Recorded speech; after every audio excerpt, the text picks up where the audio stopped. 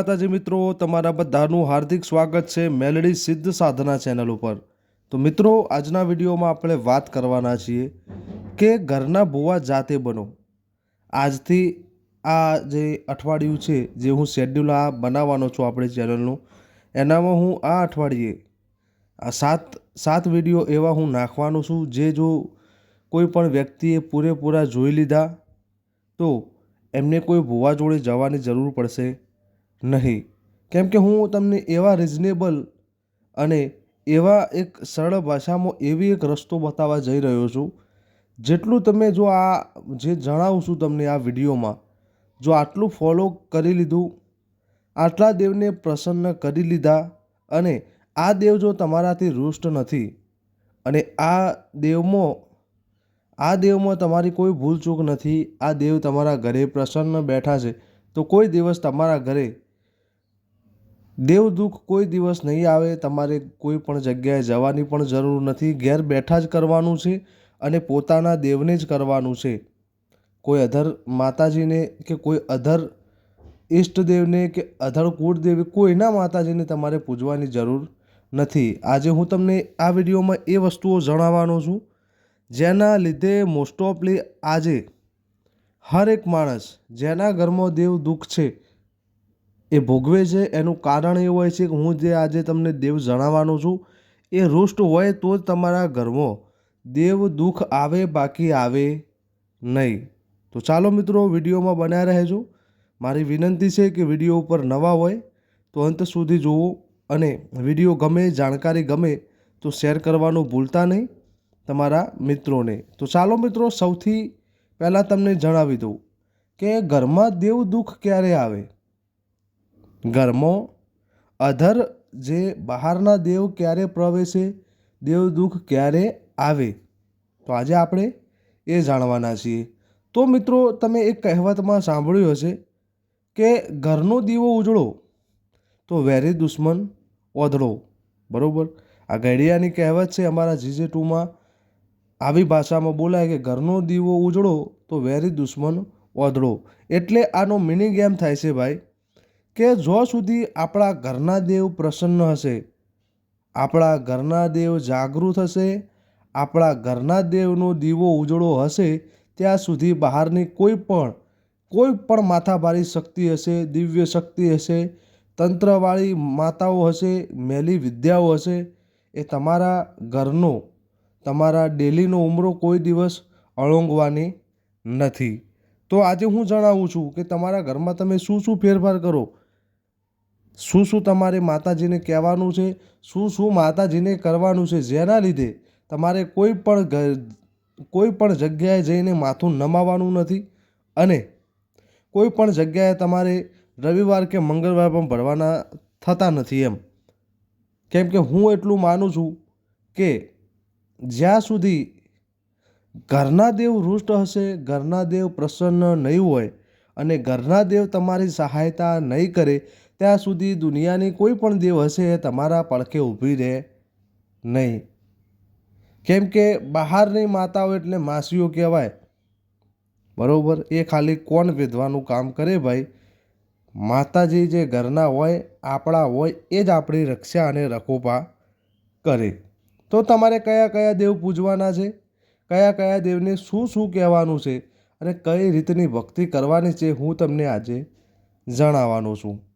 તો સૌ પ્રથમ મિત્રો, તમને હું જણાવી દઉં કે તમારા કુળદેવી, જે આપણા ઘરના, જે તમારા કુળના જે કુળદેવી છે એ પ્રસન્ન હોવા જોઈએ। સૌ પ્રથમ તમારા કુળના કુળદેવી તમારા ઘરથી, તમારા સંતાનોથી, તમારા ઘર ઉપર એમની કૃપા દ્રષ્ટિ હશે તો તમારા ઘરમાં કોઈ દિવસ કંકાસ થાય નહીં, કોઈ અધર માતાઓનો પ્રવેશ થાય નહીં। કેમ કે જ્યારે પણ કોઈ દેવ તમારા ઘરે આવે દુઃખ દેવા, તમારા કુળમાં કોઈ દિવસ માતાઓ દુઃખ દેવા આવે, બહારથી મોકલેલી હોય કે ન્યાય લેવાવાળી પણ હોય તો, બરાબર, એ પહેલાં તમારા કુળદેવીની રજા લે, તમારી કુળદેવી રજા આપે તો જ એ તમારા ઘરમાં પ્રવેશીને તમને દુઃખ આપી શકે, બાકી આપી શકે નહીં। આ 100%ની વાત છે।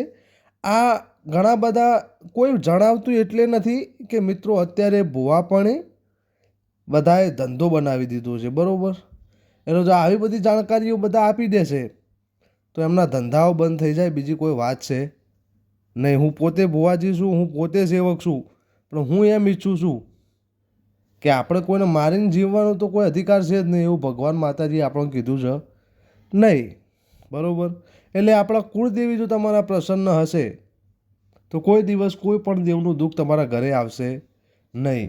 પછી ઘણા બધા માણસોનો એવો પ્રશ્ન હોય છે કે અમારા ધંધાદારીમાં બરકત થતી નથી, ઘરમાં રોજ કંકાસ થાય છે, મગજ ઘણાના ફરી જાય છે, અનિવન ગુસ્સો આવે છે, ઘરમાં તંગી રહે છે, આર્થિક તંગી રહે છે, કોઈને મેળ આવતો નથી, ઘરમાં ભેદભાવ છે, ભાઈઓ ભાઈઓમાં ભેદભાવ છે, મા બાપમાં ભેદભાવ છે, છોકરાઓ અને મા બાપનું બનતું નથી.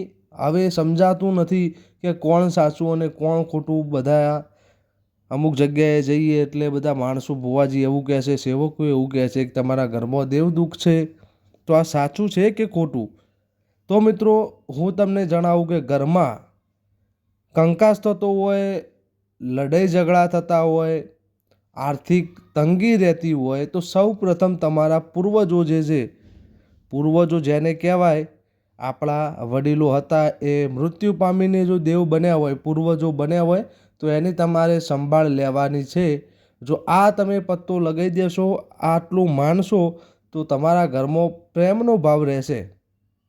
એ હું તમને 100%નો દાવો મારીને કહું છું કે એક તો કુળદેવી પ્રસન્ન હોય તો તમારા ઉપર કોઈ દિવસ મેલી વિદ્યા, કોઈ પણ દેવનું દુઃખ, જ્યાં સુધી તમે ગુનામાં નથી ત્યાં સુધી કોઈ તમારું કશું બગાડી શકશે નહીં. ઘરમાં તમારે સુખ શાંતિ જોવે છે, ધંધાધારીમાં બરકત જોવે છે તો પૂર્વજો જુઓ કોણ બન્યું છે, કોણ નથી બન્યું, બન્યા છે તો કેટલા ટાઈમથી બન્યા છે, શું બન્યા છે અને શું માગે છે. જો બેસણું માગતા હોય તો બેસણું આપી દો, બાકી તમે એમને પૂજો. બધા માણસો પાસે તમે સાંભળ્યું હશે કે તર્પણ કરી દો, હું એ વાતને માનતો જ નથી. આપણા પૂર્વજો છે, આપણા મા બાપ છે, એ જ બન્યા હોય, આપણા વડીલો જ બન્યા છે તો એમને તર્પણ કરવાની કોઈ જરૂર નથી મિત્રો. એમને પૂજો, એ કોઈ દિવસ તમને દુઃખ આપે નહીં. ઉપરથી તમે પૂછશો તો તમારા ધંધાધારીમાં બરકત, તમારા જે ઘરમાં કોઈ દિવસ કંકાસ થાય નહીં, પછી તમારા ઘરમાં પ્રેમનો ભાવ રહે. અને આ બે વસ્તુઓ તમારા ઘરમાં જ્યાં સુધી, એક કુળદેવી, તમારા પિતૃઓ જેને આપણે પૂર્વજો કહીએ છીએ એ, અને બીજા અને ત્રીજી વાતમાં છેલ્લી વાત કહું છું કે ઘરમાં જે ઘડિયા બેસાડીને ગયા છે એ દેવ. ત્રીજા નંબરમાં ઘડિયા ઘરમાં જે બેસાડીને ગયા છે, ઘડિયા જે આપણા બાપ દાદાઓની માતાઓ છે એમને પૂજો, બહારની કોઈ માતાને પૂજવાની જરૂર નથી. આ 3 દેવના દીવા તમારા ઘરે થતા હશે, આ 3 દેવ તમારા ઘરમાં પ્રસન્ન હશે તો તાંત્રિકોના બાપ તૂટી પડશે, પણ તમારા ઘરનો એક બાલ પણ વાંકો નહીં થાય એવી જવાબદારી છે મારી. જો તમે મને માનતા હોય અને તમને મારી વાત યોગ્ય લાગતી હોય તો એકવાર ટ્રાય કરી જુઓ. જો આ 3 દેવ પ્રસન્ન થઈ ગયા તો તમારા ઘરમાં ગમે તેવું દુઃખ હશે, ગમે તેવું માતાજીનું દુઃખ હશે, દેવ દુઃખ હશે, કર્મની પીડા હશે, તમને 110% કહું છું રાહત મળશે ને મળશે. તો ચાલો મિત્રો, આ વિડીયોમાં આટલું. જો વિડીયો તમને ગમ્યો હોય તો લાઇક, શેર અને સબસ્ક્રાઈબ કરવા વિનંતી છે. અને આજથી ઘરના ભુવા જાતે બનો, આ આપણો હેશટેગ ઘરના ભુવા જાતે બનો, એના ઉપર એક શેડ્યુલ પ્રમાણે વિડીયો બનાવવાનો છું. તો આવી અવનવી જાણકારી, દિવ્ય રહસ્ય જાણકારી તમારે જોતી હોય, તમારે ગમે ત્યાં ભટકવું ના હોય ને ઘરે બેઠા સાચી સમજણ જોતી હોય, સાચી જાણકારી જોતી હોય તો આપણી ચેનલને સબસ્ક્રાઈબ કરી લેજો. આપણું એક વોટ્સઅપ ગ્રુપ પણ છે, એમાં પણ જોડાવા નમ્ર વિનંતી છે. તો ચાલો મિત્રો, આ વિડીયોમાં આટલું. વિડીયો ગમ્યો હોય, સરળ ભાષા ગમી હોય તો લાઇક, શેર અને સબસ્ક્રાઈબ કરો. અને આવી સાચી સમજણ જોતી હોય તો કોઈને ફોર્સ નથી, તો જ આપણી ચેનલ સાથે જોડાઓ. તો મિત્રો, જય માતાજી, જય મેલડીમાં, હર હર મહાદેવ.